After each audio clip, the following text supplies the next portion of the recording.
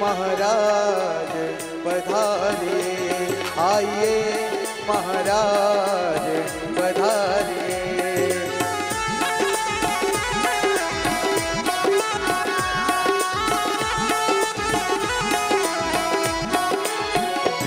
आइए महाराज पधारिए, आइए महाराज पधारिए। विराजिए श्री महाराज, विराजिए श्री महाराज, आइए महाराज विराजिए, आइए महाराज विराजिए।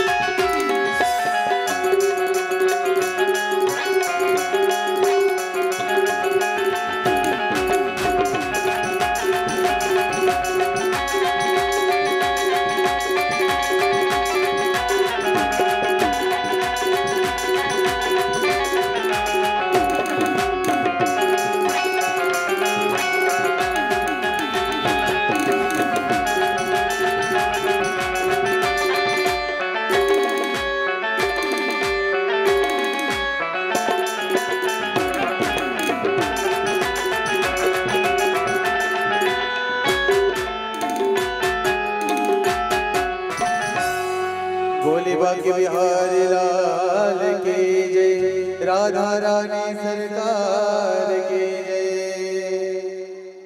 शरण है।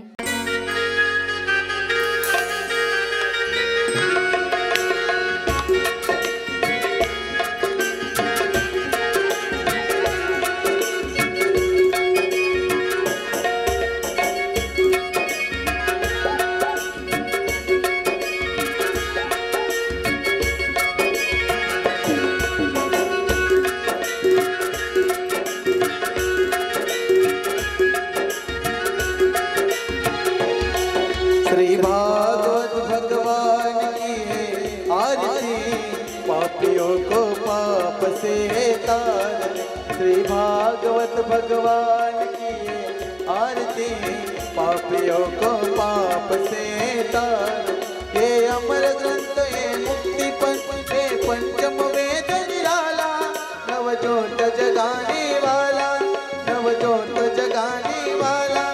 हरि नाम यही हरिधाम यही, हरि नाम यही हरिधाम यही, यही जग मंगल की आरती, पापियों को पाप से तारती। श्री भागवत भगवान की आरती, पापियों को पाप से तारते।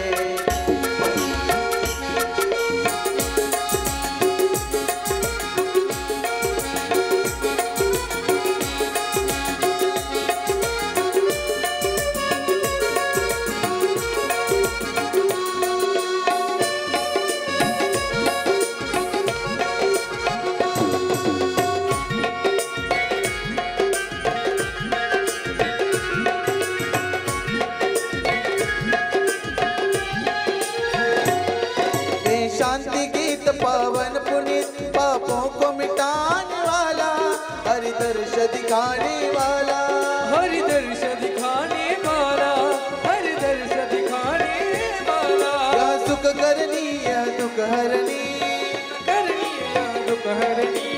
मधुसूदन की आरती, पापियों को पाप से तारती। श्री भागवत भगवान जय श्री राधे। पापियों को पाप से तारते।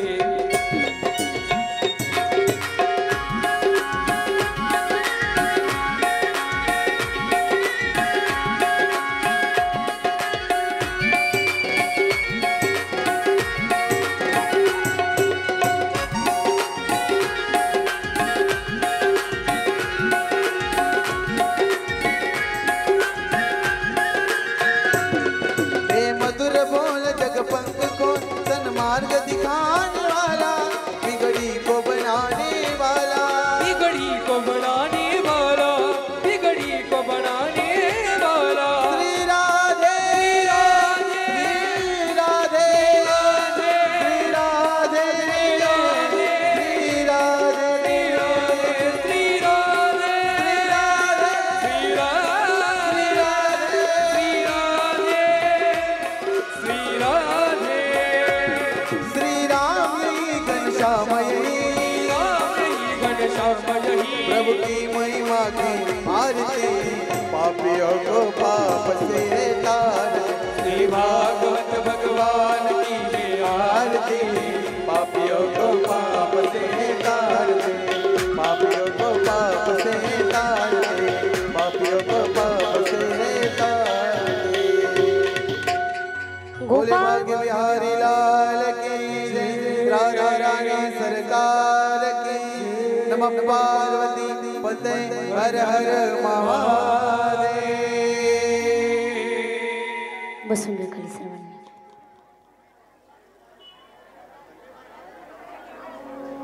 आपले दोन्ही हात वर करायचे, ज्याप्रमाणे भगवान परमात्म्याला आपण सर्वच आव्हान करतोय.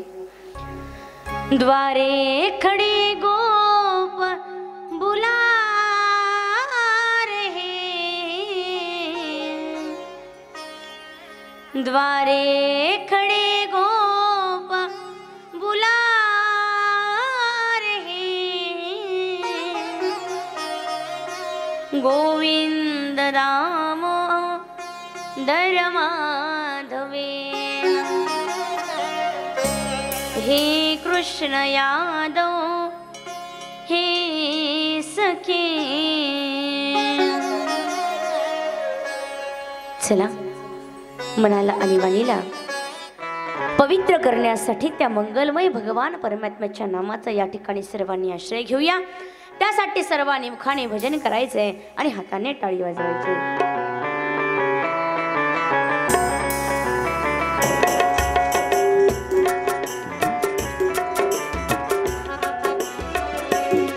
श्री राधे राधे गोविंद गोविंद राधे, राधे राधे गोविंद राधे, श्री राधे राधे गोविंद गोविंद राधे, गोविंद गोविंद राधे. सर्वांनी मुखाने भजन करायचे आणि हाताने टाळी वाजवायची.